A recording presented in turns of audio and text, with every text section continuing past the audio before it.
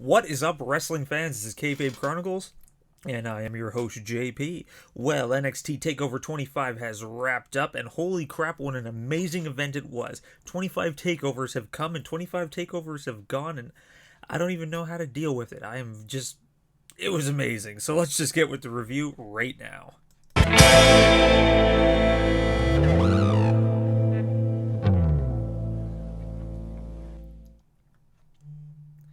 Hello, and welcome to the live stream. This is Kayfabe Chronicles, and I am your host, JP. If this is your first time here, please stick around for a little while. Partake in the chat room to the left-hand side of the screen, and if you like what you see, make sure to crush a like, hit subscribe, and click that bell notification for whenever we post videos.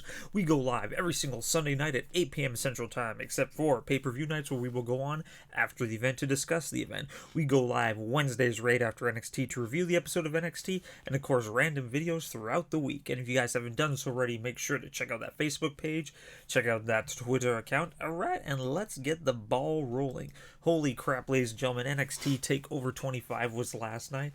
Normally I would do a review right after the event itself, but by the time I got home and watched it, it was 1 a.m. my time, and homie did not feel like doing a review. So I figured, you know what, with our live stream happening tonight anyway, just makes total sense to do the review today. So yeah, let's just jump right into the action. So first match of the night was exactly as I predicted it would be. It was Matt Riddle taking on Roddy. It's a great storyline leading into this match. Like I see, the entire premise was that Roderick Strong was kind of unhappy with Undisputed Era. They kept accusing him of costing them matches and vice versa. So he went and took it on himself to beat up Matt Riddle to prove to Adam Cole that he still has it. He's still part of the team. So, of course, that set up this match itself.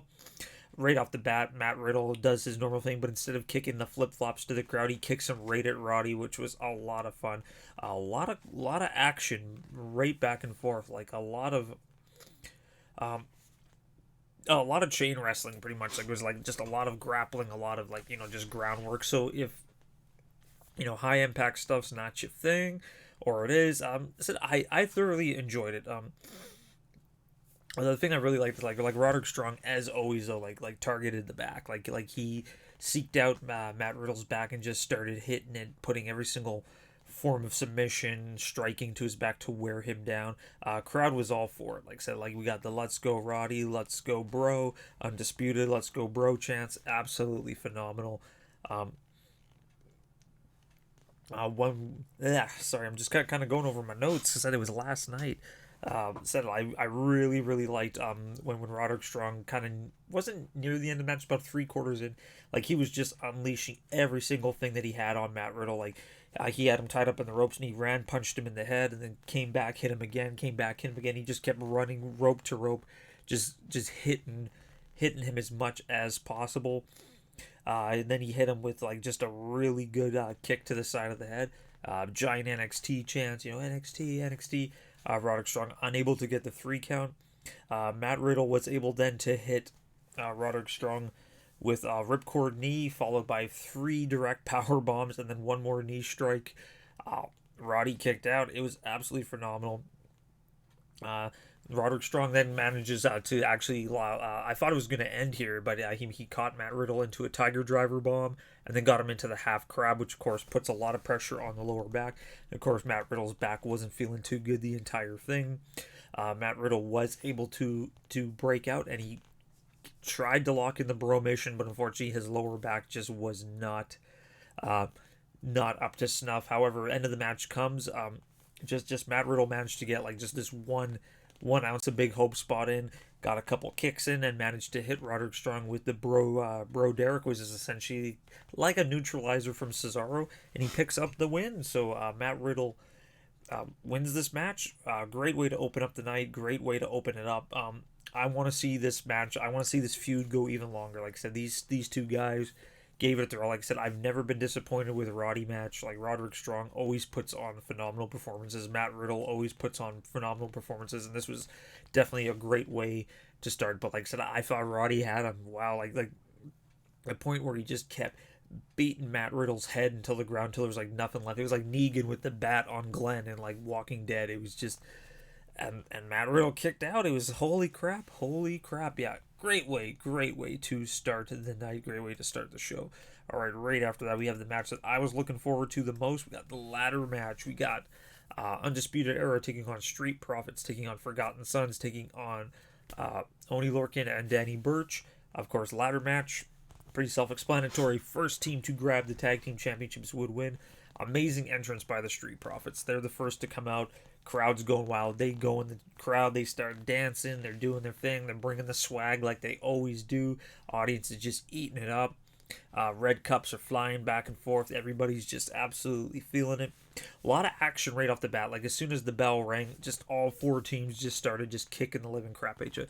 Thing I really enjoyed most about this match is usually whenever there's any kind of matches, like, triple threats or four corners, it's always two people fighting in the center ring while everybody's powdering out. But no, like, so the camera was cutting all over. People were fighting in the ring. They were fighting outside the ring. Like, they just kept cutting from angle to angle to make sure that everybody was able to get, like, their moment to shine, essentially. But I just love that they just started beating the living crap out of each other as soon as that bell rang. One part I really liked is when Danny Burch and Oni Lorcan did a double suplex to the to the Forgotten Sons while they were holding a ladder. So they throw them back. The ladder goes flying and just misses Kyle O'Reilly's head by like sheer inches. Like Kyle O'Reilly was the superstar in this match. Like the guy got the living just poop beaten out of him the entire match. Like every single possible move or high spot that could happen most likely happened to Kyle O'Reilly or Montez. Like those two guys just took every single freaking just thing. Couple high spots I really liked is when the Forgotten Sons not the Forgotten Sons, Street Profits had the Forgotten Sons lying on a ladder, and Montez Ford did a leapfrog over Angelo onto the ladder. They did another slam onto ladder, but then like Undisputed Era came in and just completely ruined their fun. They managed to kick Montez into the face, and then he kind of Bobby Fish picked him up and then like slammed him face down directly onto Kyle O'Reilly, who immediately kicked his body back up, and therefore it slingshot Montez onto the ladder, which was really good spot. It looked like it looked really painful. And then again, Kyle O'Reilly, like every single time he tried to reach for the ladder or something would happen. Like there was a moment where he was up there trying to reach the ladder, got knocked on. He falls directly. No, sorry. Bobby Fish landed onto Kyle O'Reilly. Mauro Ranallo Ross. Oh my God, they killed Kyle. Great South Park half reference. So eventually everybody's just all beaten up. The Forgotten Sons, they're getting hit. They're both held up in like a top rope electric chair drop. They get hit by the flying uppercut from Burch and Lorcan, and then of course they get hit by a top rope blockbuster from the Street Profits, which is absolute ridiculous spot. And then what happens? That's right, everybody's favorite Forgotten Son, Jackson Riker, comes out and just I don't get it. He's just a big dude with a beard. But yeah, he comes in, beats the crap out of everybody.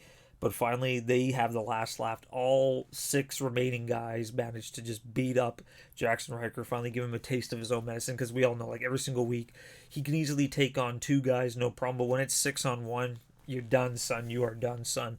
So, yeah, they easily eliminate Jackson Riker, which was really fun. Then the part I really liked then is, like, Undisputed Era gets chucked out of the ring. So now Forgotten Sons, they're the last, they're the only guys left in the ring. They're setting up the ladder. They're climbing up. He's getting ready to reach. Dawkins comes running underneath the ladder, just completely just levels him.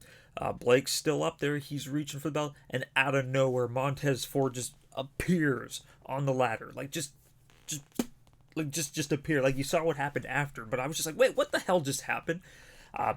Pushes Blake off the ladder, and Montez Ford grabs both the belts. So the new tag team champions of NXT are the Street Profits. Amazing ending. Absolutely loved it. Like that last 5 minutes where bodies were flying everywhere was just absolutely amazing. So what they did is they showed the wide shot. Montez Ford pretty much jumped from the ring apron onto the top rope, onto the ladder. That could have ended so bad for him, but fortunately for him, it was an amazing spot. It was like a once in a lifetime thing. It looked great. And yeah, and then they took their belts and celebrated in the crowd in typical Street Profit fashion. Hell of a match, 10 out of 10 stars. Like, I'm Dave Meltzer right now. I'm just chucking the stars out. I loved everything about that match. Said the two big takeovers that I got from that match was that Montez Ford is a god of an athlete and Kyle O'Reilly is just a god. Like, the amount of punishment he took during this match, just to hone his craft, was absolutely amazing. I loved everything about that match. Just two thumbs way up. Definitely one of my favorite matches of the night for sure. Hello, Elizabeth. How are you? I will talk about that match when I get to it. I'm just like, I'm confused. I am really confused with the booking on the ladies championship match, but we'll learn about that in a couple minutes. All right, so let's go over to the very next match. Another match that I was kind of really looking forward to seeing. It was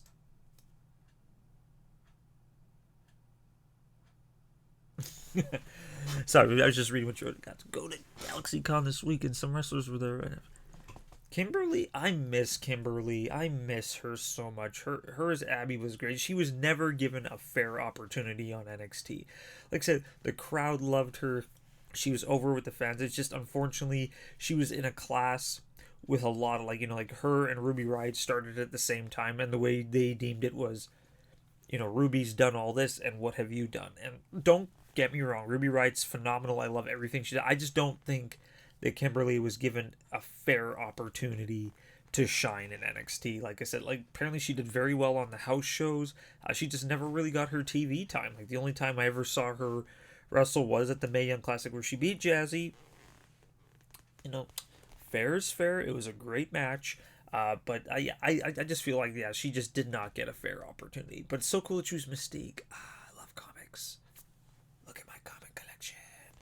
But yes, the very next match, we have Velveteen Dream defending the North American Championship against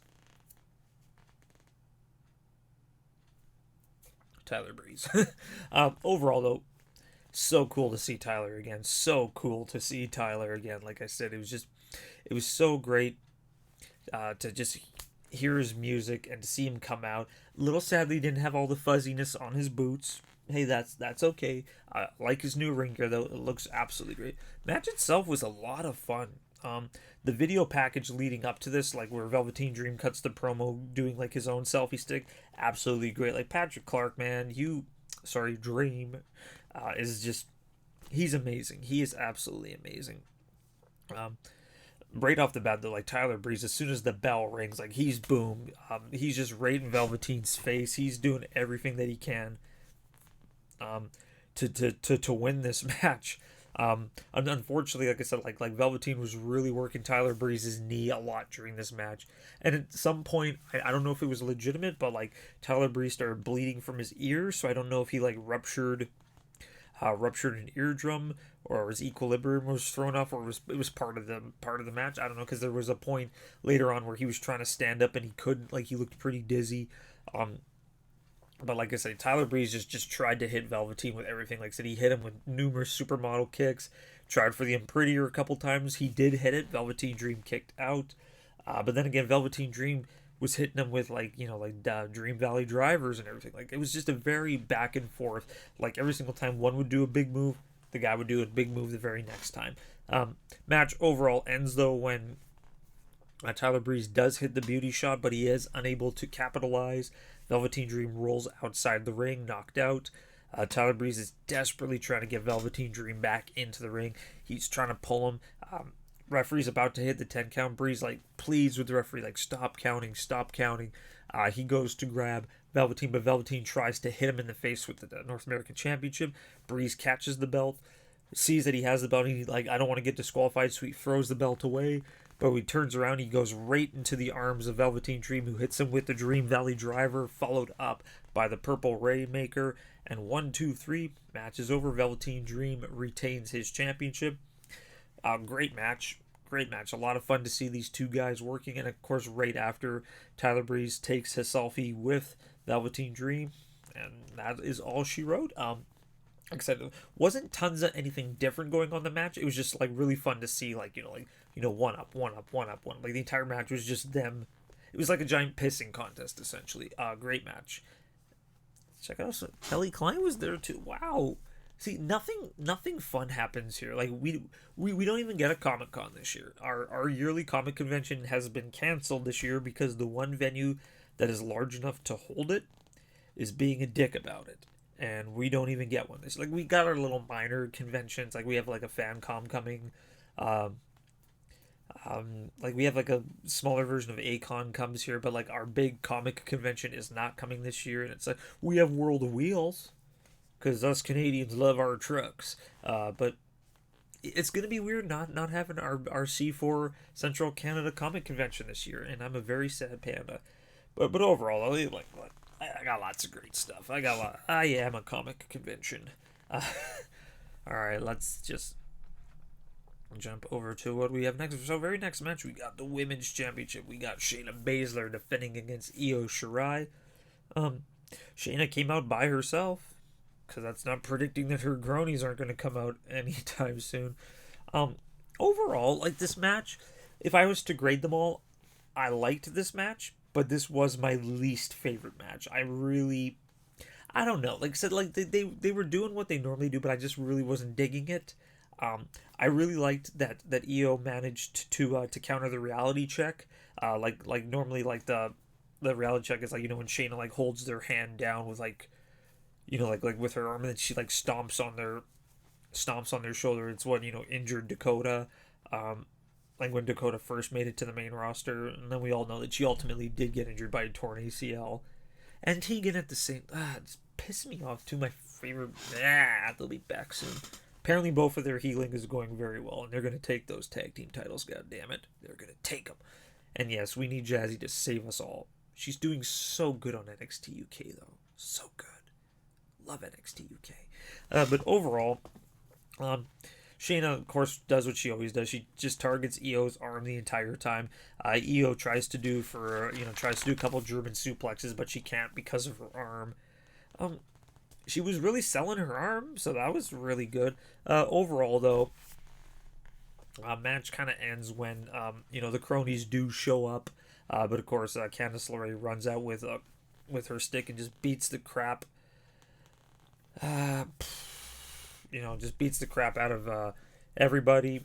Unfortunately, Io is unable to finally seal in the deal. Like, yes, it's just her and Shayna, but Io's undoing is she managed to get a really cool pinning combination, but she did all this extra stuff. She like rolled her up and then stood up, turned her legs, and then did like a back bridge, which was completely pointless because it pretty much resulted in Shayna Baszler locking in the Kirifuda clutch. Io, of course, had no choice but to tap out. So Shayna Baszler retains her championship. Here's my issue with this. Shayna's had the belt for quite some time now, which is great. It's establishing her as a dominant female heel champion. I get it. But what was the entire point of the whole Candice LeRae thing? Like I even said in my predictions, I predicted Io to win, and then Candice would be like, hey, I helped you win, now I'm going to be the next challenger. Makes total sense. So, like, the Candice was inserted in the storyline for no particular reason whatsoever, than to just even the score. But even then, she really didn't even any score. She just came out there and beat them up with a kendo stick. That didn't even result in the win. Like, it's just... I just felt like it was a missed opportunity. Io's a great competitor. It's just so weird because she is like the best that they kind of have to offer on the roster right now, and yet Shayna still has the belt, and I'm confused. I'm really confused about this. But maybe it has to do with what you're saying in the chat room. Dakota will come back, counter her fear, and win the championship, and then I can rejoice because Dakota Kai is the best thing since sliced bread. Just putting that out there. But yeah, overall, said it was a fun match, but it was my least favorite of the night, and the outcome just didn't make any freaking sense whatsoever. Maybe it's just me. All right, now let's go on to the final match. That's right. Johnny Gargano defending the NXT Championship against Adam Cole. I don't even have words to explain this match.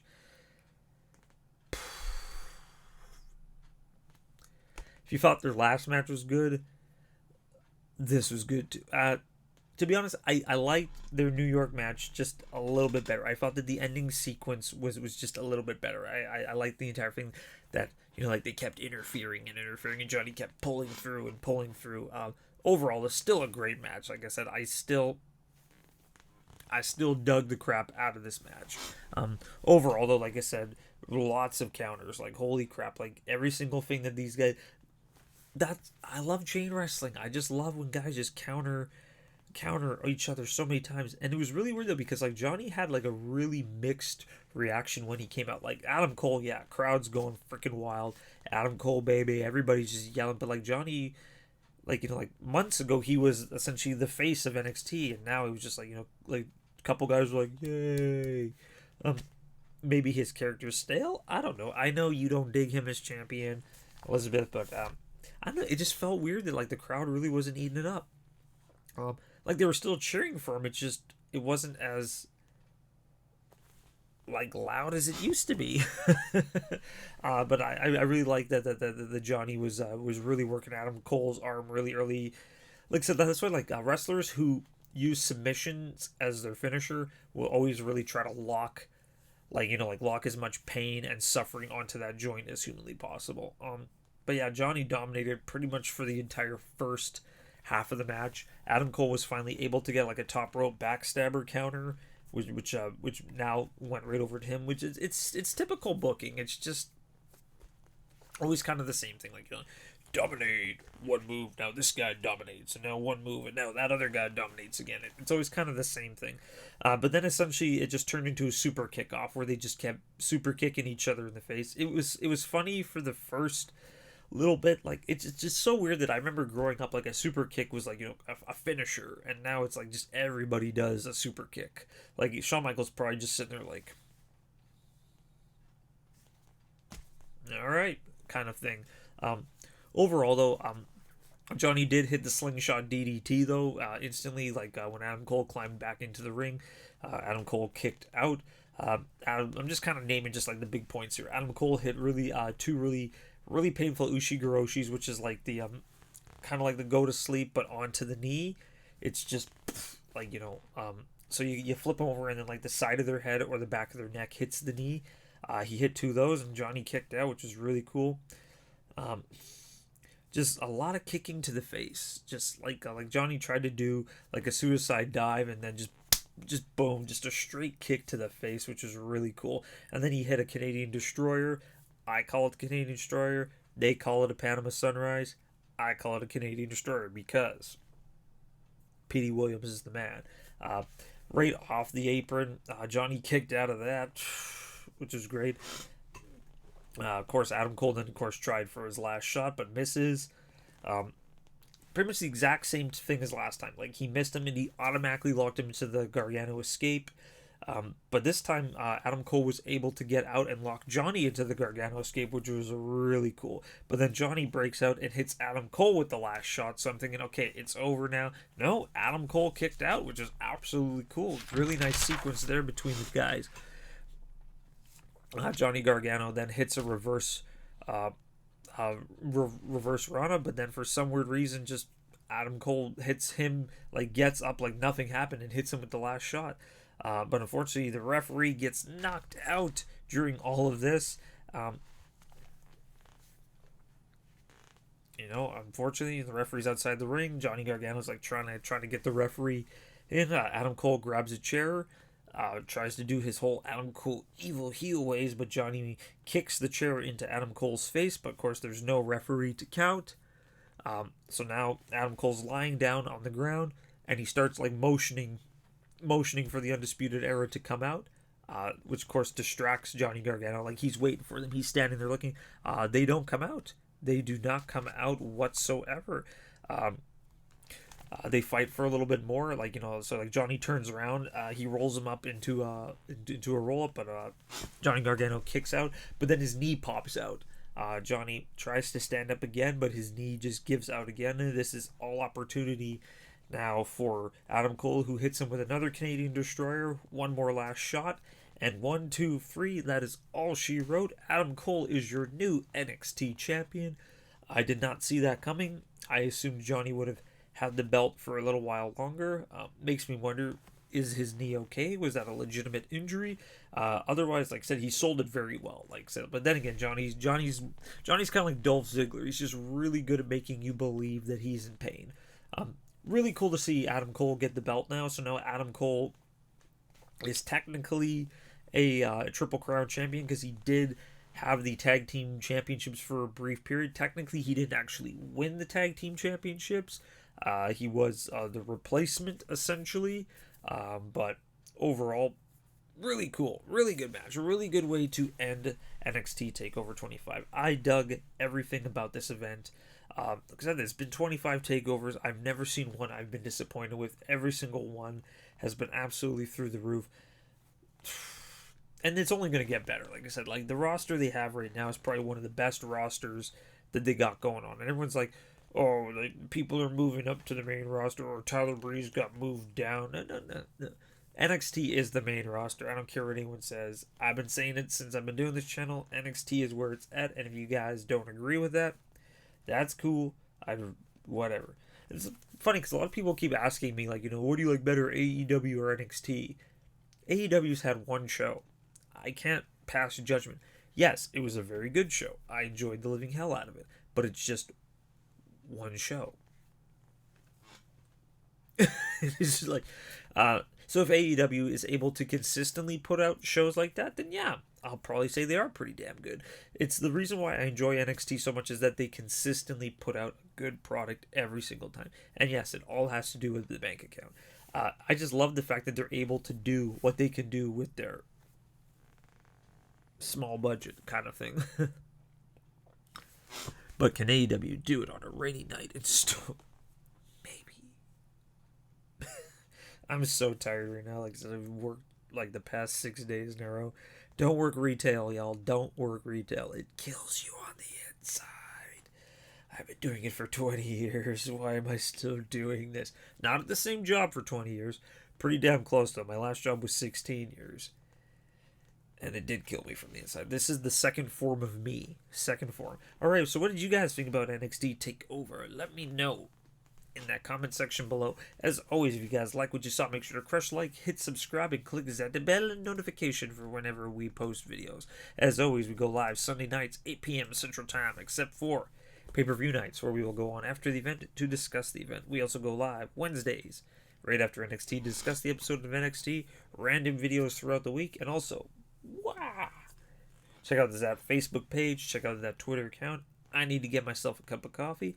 I need to ice my shoulder because I've been just doing a lot of work for very little consideration of my own safety.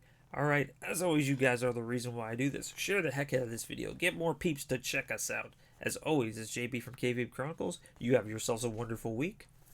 You are amazing as always, Elizabeth. 2 thumbs way up. Alright, take care. See you guys next time.